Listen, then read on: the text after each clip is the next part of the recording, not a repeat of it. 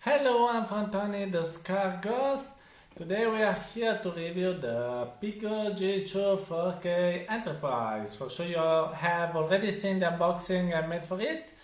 And now it's time that I tell you how this 3D UI headset actually is. So follow this cool review with me. What is the Pico G2 4K Enterprise? It is a 3DOF headset. So it is like a competitor of the Oculus Go, but much more powerful because it mounts a Snapdragon 835, so the one of the Oculus Quest actually. It has a 4K display. It is a clear business licensing that it makes it very compelling if you want to use 3DOF in your business. Pico has just released this. It is the enterprise version. It is different from the previous 4K because it features a front HB camera to do some kind of enterprise applications like the one of New Eyes or some LBVR that wants to find some markers in the space with the front camera. And also it has materials that are much easier to be cleaned in the face mask. So this is a headset that if you want to use 3DOF in your business, because it is an enterprise headset, you should really consider because it is a very valid device. So let's now dig into its characteristics. So let's talk about the visuals of this headset. And in some things are good and some others are not good. So what is good is the display. So I can't showcase it probably with this video, but this headset mounts a 4K screen that has a very crisp resolution with screen door effect that is very difficult to notice. So there is a very high pixel density because it's LCD and 4K resolution. And it's pretty good. The colors are a little bit washed out, but you can live with it. So it's pretty solid also in this sense. But the problems, there are some problems. So for instance, there is some chromatic aberration. If you don't look forward here, but you try looking like in this direction with your eyes, the more you go distant from the lenses, the more you see chromatic aberration. And what this means is that you start seeing the red, green, blue component of your display separating, just becoming rainbows in front of your vision. And this is not good. And then you also have the problem with the aliasing. So since probably the processing power is not strong enough, or there's not some optimization, when you look inside the screen, you see that the lines are a bit jagged. So even in the home, you see this kind of jagging of the visuals, and it's pretty annoying if I have to say the truth. It's just like everything becomes low resolution. With a 4K display, you notice it because the 4K display, for instance, in the Pico G2 has very crisp visuals and no jagging of anything. And now with this instead you have this kind of artifacts and they're not good to be seen. And the last problem is in the lenses. In my opinion, the sweet spot is not so big, so you have to wear the headset comfortably, exactly in the position that fits you. Otherwise you don't see the visuals perfectly. You start seeing some aberrations of some kind. So you have to wear the headset comfortably to see the visuals pretty well. Let's talk about the comfort. So wearing the Pico G2 is quite easy. You just wear it this way and it fits on your head pretty easily.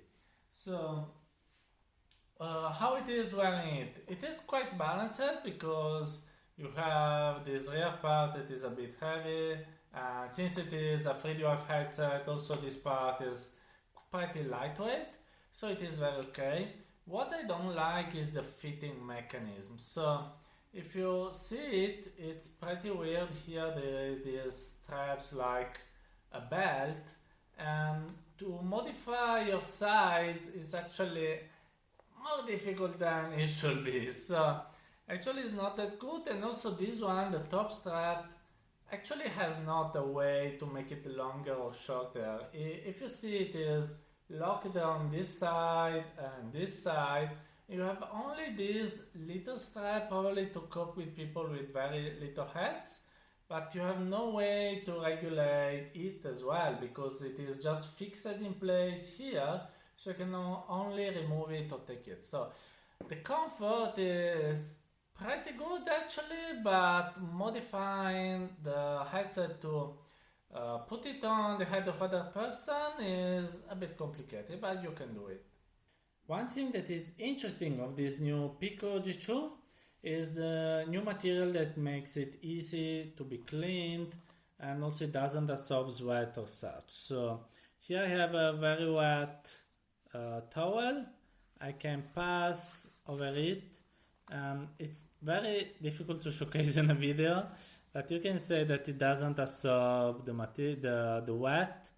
You can clean it and it doesn't soak in sweat because it is like letterhead. So you can clean it very easily. You can make it try in LBR experiences and education venues, and it keeps just by leaving all the sweat over it. And when you want to clean it, it's just very easy to remove this just by pulling it. And maybe you can also wash it later and then put it again in the headset in a pretty easy way. You just have to put the mask behind the plastic, and again you have installed again your face mask after you have cleaned it. So you see that it's like new. So it's very easy to be cleaned. This is one of the features of the Pico G2 4K Enterprise. The controller of the Pico G2 4K is a standard 3DF controller of 3DF headset. So some volume buttons, touchpad, home key, back key, trigger. It is not perfectly ergonomic in the end like the one of the Oculus Go, but it is okay. So to be used as a remote, it does its job. Sometimes it gets uncalibrated, like with all these 3DF devices, and you can recalibrate it just by pressing this button. And what is more annoying is that when you don't use the headset for a while, it disconnects from the controller.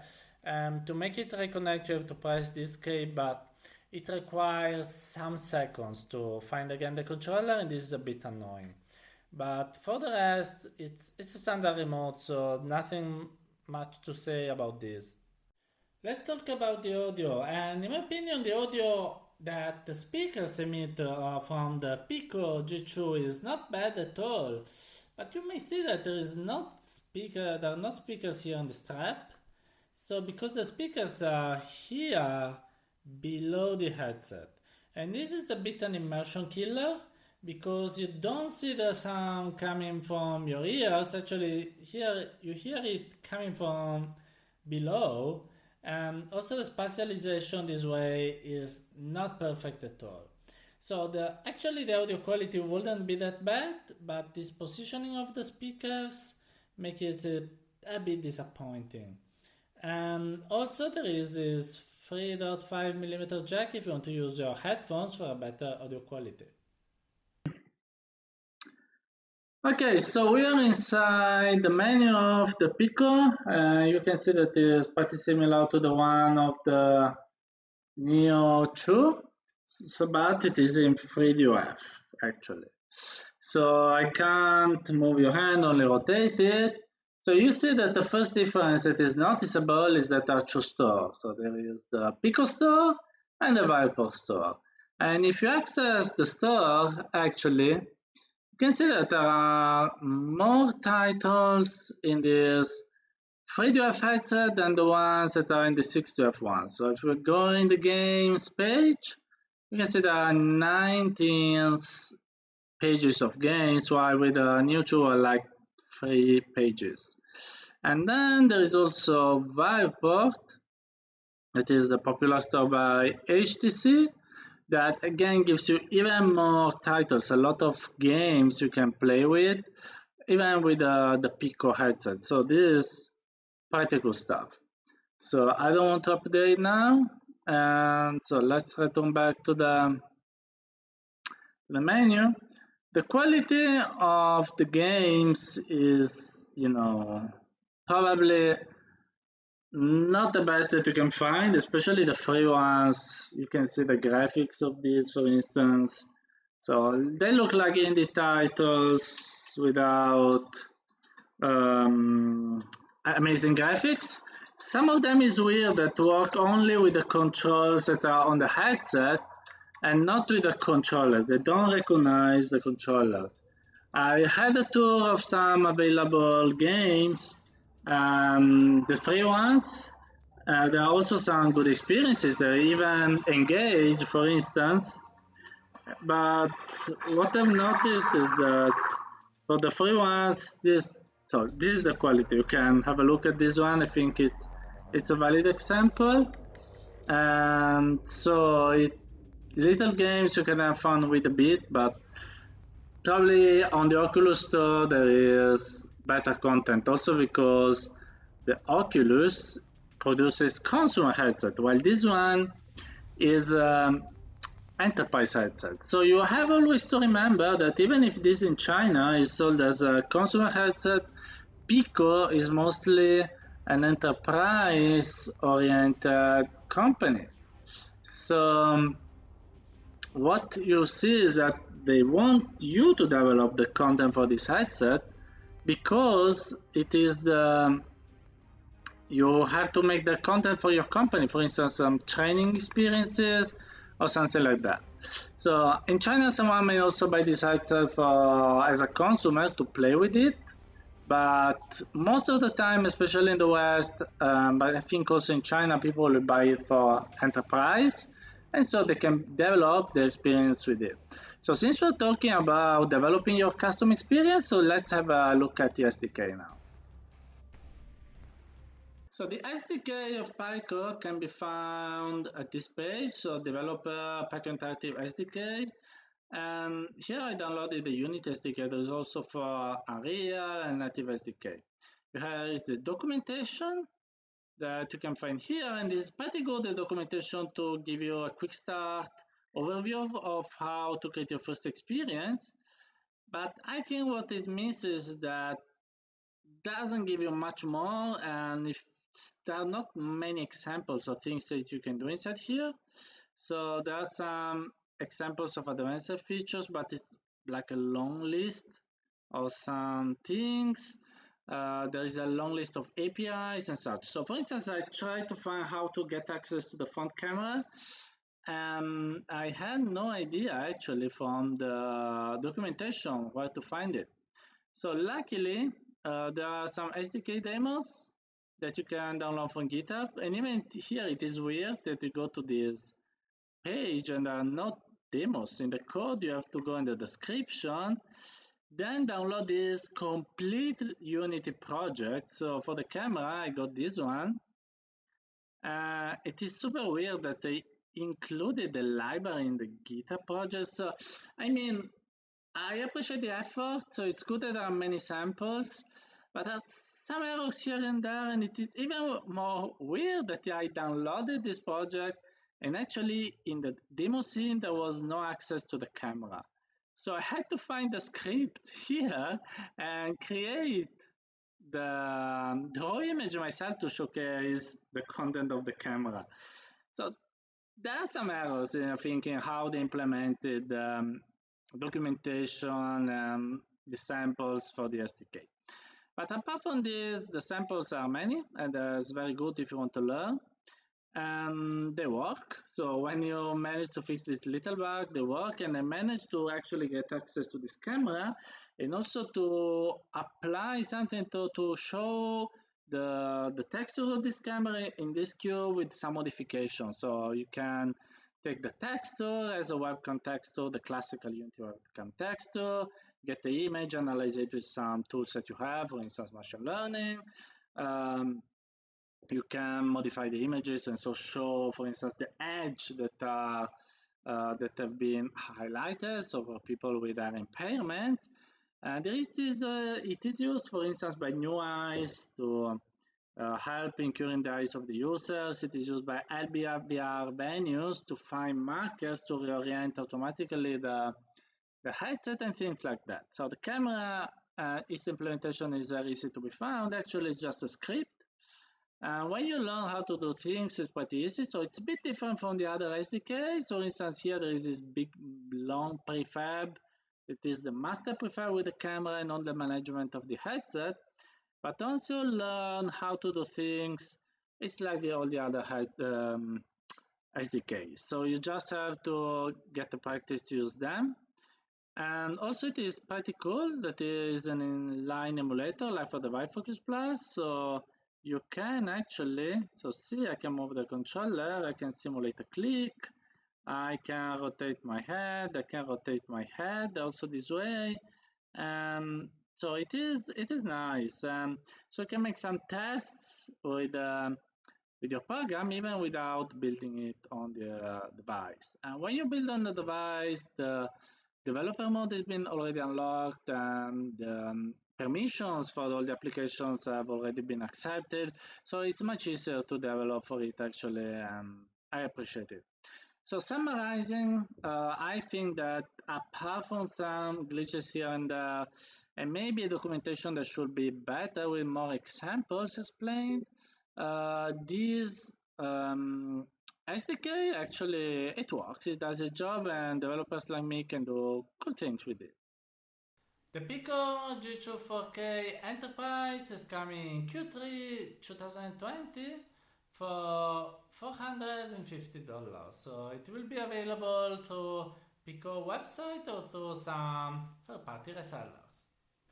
So what are my final considerations on the Pico G2 4K Enterprise? Well, the good news with this headset is that Pico is committed to a 3DOF for at least 2020-2021. So it is not abandoning the field as Oculus, and even if some of you may say that 3DOF is not VR, actually there are some sectors like education, especially in China, like psychology, like some kind of trainings where 3DOF is what you need. You don't need a more expensive 6DOF headset. And knowing that there is a company providing this headset for enterprise in the sectors needing them, it's a very, very good news actually. The device is pretty solid. It works well. Maybe it has not the best visuals and the best audio. I expected something more on this sense, but the display is very cool with its 4K resolution. It works, so inside you have all the menus working, the controller does its job. Maybe, I expected something more for the audio and the visuals, I expected something more for maybe the controller a bit more ergonomic, the comfort to be adjusted better. So I'm not saying that this headset is perfect, probably it should have needed a bit more polish, but what Pico has done is not created a Pico G3, because with the Pico Neo 2 we have seen that Pico can do something very cool if it wants, because it is a new headset, the next generation headset. While this one is not a Pico G3, it's just a refresh of the Pico G2, that is a headset that has at the last, it is not new, it has been made like 1 or 2 years ago, I don't remember exactly. So that's why it has not some cool innovations inside. The thing that I've added is the front camera that can be cool for some enterprise applications or for some nerds like me to experiment with computer vision, mixed reality or whatever. And the material that is very easy to be cleaned, and I tried it and it can be wiped very easily. So for, I don't know, public schools in China wanted to use 3DOF headset that can be cleaned very fast, especially now during the COVID. That has a good display that works well, and as an enterprise, clear enterprise licensing. That's something that Oculus now has, but it's very expensive. I think the Pico G2 4K is a very good headset.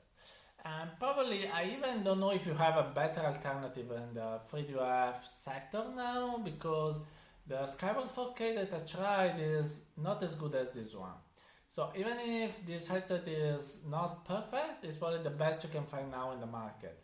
If Oculus had made like a go-to, probably it could be more polished than this one, but for enterprise I expect that it could be more expensive, because even the first Go was $600 for enterprise use. So I think this headset is a pretty good compromise you want to do 3DOF VR in your company. So if you want to buy a Pico G2 headset, so you can head to the Pico website and buy it on the store, but you can buy it only for a company, or you can talk with some third-party resellers. For now, my video is over, and hope you liked it. If it is the case, please like and subscribe and send me a lot of good vibes. And I'll leave you for today, so I hope you like this video and have a nice VR.